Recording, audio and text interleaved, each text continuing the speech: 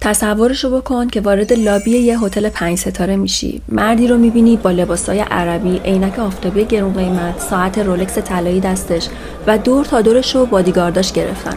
هممونو شاهزاده صدا میکنن. قطعا فکر میکنی که یکی از شاهزاده های عرب رو دیدی. اما اگه بهت بگم پشت اون تشریفات مردی نشسته که یکی از کلاهبردارای قهار دنیاست و نه تنها که شاهزاده نیست بلکه عرب هم نیست، اون موقع چی؟ داستان امروز از اون داستاناست که فکر میکنیم فقط تو فیلم‌ها اتفاق میفته، اما کاملا واقعیه. با من همراه باشین. سلام، من السام، به کانال من خیلی خوش اومدین. داستان ما با پسری شروع میشه که با تظاهر به اینکه شاهزاده سلطنتی عربستان سعودی میلیون‌ها دلار از مردم کلاهبرداری میکنه. اسم اون آنتونیه، آنتونی ژیناک. توی 7 سالگی به سرپرستی قبول میشه و از کلمبیا یه خانواده خوب آمریکایی میبرنش آمریکا. حدوداً از 18 سالگی شروع میکنه به دزدیدن کارتای اعتباری و البته خرج کردن هزاران دلار از اون کارتا. اون عاشق این بوده که این پولا رو خرج کنه و به همه پوز بده. لیموزینای گرون قیمت اجاره میکرده و باهاشون دور دور میرفت. وقتی هم که مردم از این بچه پولدار میپرسیدن که تو کی هستی، میگفته من یکی از شاهزاده های عربم. اون یه پسر بچه خیلی باهوش بوده. اون میدونسته که تعداد شاهزاده های عربستان سعودی انقدر زیاده که کسی همشون رو نمیشناسه. همینطور اطلاعات همه شاهزاده‌های عربستان به صورت خصوصی نگهداری میشه و توی پابلیک منتشر نمیشه. و خانواده سعد که آنتونی میگفته از اون خانواده عربستان سعودیه حدود 1500 تا شاهزاده داره و واقعا قابل پیگیری نبوده دروغی که میگفته. به هر حال اون توی کالیفرنیا شروع میکنه به دزدی و اوایل فقط کارتای اعتباری رو میدزدیده و اونا رو خرج میکرده و میگفته من شاهزاده عربم و انگار یه جوری عقده‌هاشو خالی میکرده. اما خب بالاخره تا یه حدی میتونی کارت اعتباری بدزدی و خرجشون کنی و صداش در نیاد. پلیس یه جایی تو رو میگیره و دقیقاً اون هر چند وقت یه بار دستگیر میشد، زندان میافتاد، یه مدت حبس میکشید، دوباره از زندان که آزاد میشد همون کارشو از اول شروع میکرد.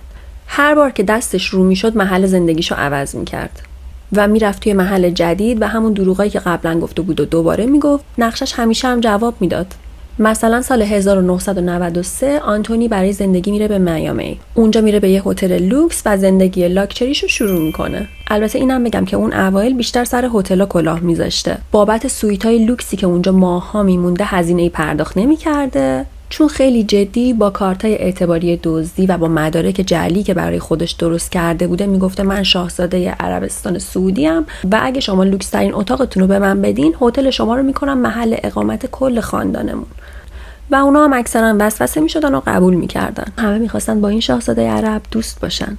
مهمونیای خیلی بزرگ و لوکسی تو این سویتای هتل برگزار میکرده و دوستای جدیدی برای خودش پیدا میکرده. یکی از اتفاقایی که خیلی برای من جالب بود اینه که توی یکی از این مهمونیایی که میگیره 2 تا از مهمونا ازش دزدی میکنن. اونم خیلی جدی به پلیس زنگ میزنه و میگه من شاهزاده عربستان سعودی هستم و از من دزدی شده.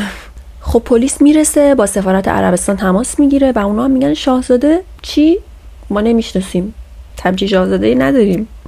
اون موقع است که آنتونی غیبش میزنه و پلیس نمیتونه دستگیرش کنه.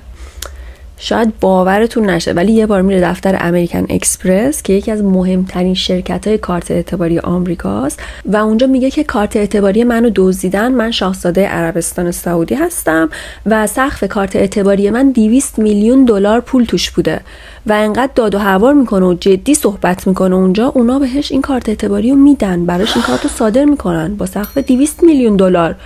یعنی چقدر میتونسته قانع کننده صحبت کنه. اما خب خیلی کار پر ریسکی میکرده و حدوداً 10-11 بار این وسطا دستگیر میشه و میفته زندان. حالا پریزونش اینجاست که از زندان به وکیلا زنگ میزده و میگفته من شاهزاده عربستان سعودی هستم، سلام، اگر پرونده منو حل کنید خود پادشاه عربستان دستمزدتون رو پرداخت میکنه و شما از این به بعد میشید وکیل خانواده سلطنتی ما. یکی از وکیلا هم حرفشو باور کرده بوده و یه وثیقه 50,000 دلاری واسش میذاره که از زندان بیاد بیرون.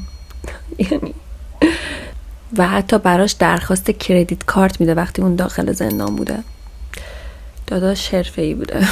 تا اینجای کار حدوداً 15 سال میگذره. آنتونی یه دروغگوی خیلی خیلی حرفه‌ای شده و با مرور زمان هی هدفهای بزرگتر و دزدی‌های بزرگتری انجام داده.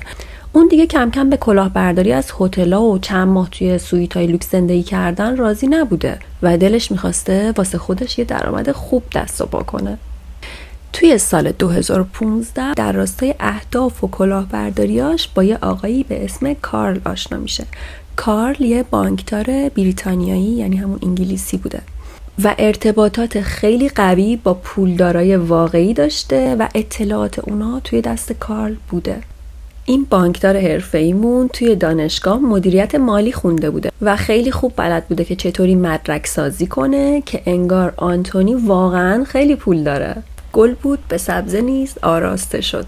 نقش آنتونی این بود که مردم رو کاملا متقاعد کنه که یه شاهزاده عربه. خب تخصص آنتونی صرفاً همین بوده تو کل زندگیش. شروع میکنه به دوباره پوشیدن لباسای عربی، ساعت فیک میندازه دستش، کفشای فیک میکنه پاش و از سایت ایبی پلاک دیپلمات تقلبی سفارش میده و نصب میکنن رو ماشینایی که براش کرایه کرده بودن. مدارک دیپلمات جعلی واسش درست میکنن، چند تا هم بادیگارد واسش استخدام میکنن که همه جا دنبالش را برن انگار که خیلی آدم مهمیه. اینم یادم رفت بگم، انگشترهای خیلی بزرگ مینداخته که نشون سلطنتی خانواده‌های عربم روش بوده، یعنی مولا درز کارش نمیرفت دیگه. اون حتی یه سگ شیواوا خیلی خوشگل و کوچولو داشت که یه دونه مثلا کیف لویی ویتون اختصاصی دوزی شده داشت. این سگ جواهرات بدلی برای اون سگ استفاده میکرد، مثلا یه گردنبند فول الماس انداخته بود گردن سگش، یعنی حتی سگم هم لوکسه. خب توی قدم بعدی شروع میکنه توی شبکه‌های مجازی مثل اینستاگرام زندگی لوکسش رو به اشتراک میذاره. ماشینای گرون قیمت، رستورانای گرون قیمت، قایقای تفریحی گرون قیمت که البته همشون هم اجاره و رنت بودن دیگه.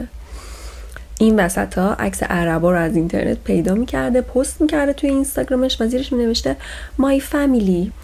البته خب آمریکا از عربستان خیلی دوره، ما خب خیلی نزدیکیم، میشناسیم عربا رو تقریبا از ظاهرشون و میفهمیم یکی داره دروغ میگه یا داره راست میگه تقریبا. البته آنتونی شاید ما هم بتونه گول بزنه، ولی خب آمریکایی‌ها احتمالاً نمیتونستن انقدر راحت تشخیص بدن که یه آمریکایی جنوبی رو اشتباه میگرفتن با یه عرب.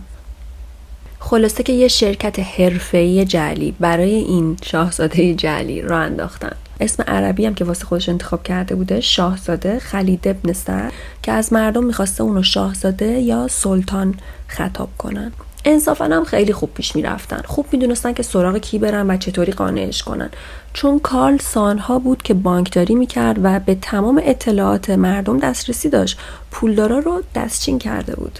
8 میلیون دلار سرمایه گذاری شد توی شرکت تخیلیشون و این 8 میلیون دلار رو فقط از 26 نفر جمع کرده بودن، یعنی گولشون زده بودن، یعنی میدونستن دقیقاً سراغ کی برن. اون وسط هم تصمیم میگیرن سهام واقعی یه شرکت نفتی خانواده سلطنتی سعودی رو بفروشن و هیچ ربطی به اون شرکت نداشتن، البته فقط داشتن سهام فیکش رو میفروختن. همه اینا خیلی خوب پیش میره، کلی پول به جیب میزنن و میگن که آره ما پول داریم و پوزش رو میدادن و تو اینستا هم که آنتونی عقده گشایی میکرده هی پست میذاشته از پنتهاوس اجاره ایش توی جزیره خصوصی که البته یه شاهزاده عرب هیچ وقت یه خونه رو اجاره نمیکنه و اون میگفته که کل این ساختمون مال منه و مال خانواده منه، ولی خب اجاره بوده، ولی همه حرفشو باور میکردن. شرایط جوری بوده که خیلی عادی همه سلطان و شاهزاده و اعلی حضرت صداش میکردن و واقعا انگار دیگه قرار نبوده گیر بیفته.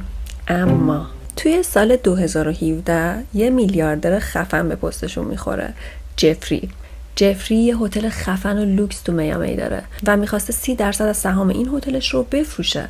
آنتونی اطلاع میده که سلام، من شاهزاده‌ام سلطان، 140 میلیون دلار میخوام سرمایه گذاری کنم توی هتلتون. جفری هم میگه به به، یه شاهزاده عرب، انتظارشو نداشتم، چه بهتر. این دوتا شروع میکنن به معاشرت کردن و شناختن بیشتر هم دیگه. سلطان به جفری هتلدار میگه که تو باید به من هدیه پیشکش کنی، ما رسم و رسوم کشورمون اینه. جفری هم قبول میکنه و به نشانه احترام به اون هدیه خیلی گرون قیمت، آثار هنری خیلی گرون قیمت، جواهرات شروع کنه هدیه میده. بالاخره بحث 140 میلیون دلار پول وسط بوده و نمیخواسته ریسک کنه و مشتری به این خوبی از دست بده.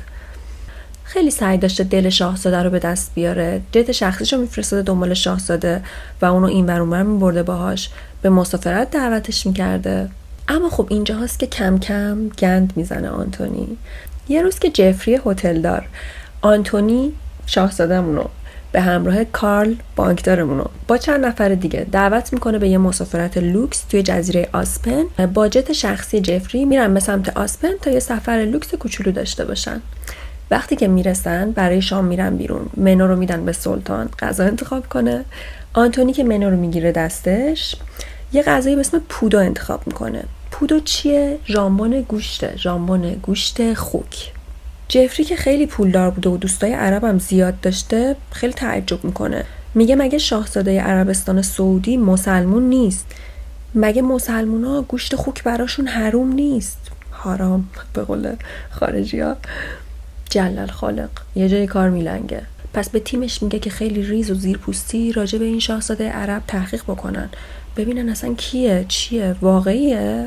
وقتی اونا تحقیق رو شروع میکنن، یکی این وسط میخواسته خود شیرین بازی دراره، زنگ میزنه به سلطان و میگه افراد تیم جفری هتلدار دارن آمارتو میگیرن. خب نمیدونم شما هم تجربهشو داشتید، آدمای خیلی دروغگو وقتی دستشون داره رو میشه شروع میکنن به پرخاش کردن. یعنی قبل از اینکه توضیح بدن اون دروغشونو یا اجازه بدن دستشون رو بشه، شروع میکنن به حمله کردن. این دقیقاً کاری بوده که آنتونی، یعنی همین سلطان عزیزمون، انجام میده. شروع میکنه به پرخاش و قشقرق به پا کردن و داد و فریاد کردن. میره هتل جفری و اون وسط شروع میکنه به آبروریزی کردن. چطور جرئت میکنید به من شک کنید؟ تا حالا تو زندگی من قبل من بی احترامی نشده، باید از من معذرت خواهی کنید، هیچ کدومتون رو نمیبخشم. خب همه شوکه میشن و میگن وای راست میگه، خیلی بهش بی احترامی شده. تیم شاهزاده آنتونی به تیم این آقای جفری هتلدار میرن میگن که شما خیلی بی احترامی کردین و باید برای اینکه از دل شاهزاده در بیارید به اون هدیه پیشکش کنید که حداقل مبلغش $50,000 باشه. کمتر شاهزاده از دلش در نمیاد. جفری که خیلی شک کرده بوده و با قشقرق به پا کردن شاهزاده شکش هم بیشتر شده بوده، میگه اوکی من برای شاهزاده حتما یه هدیه خوب پیدا میکنم و پیشکش میکنم به اعلی حضرت.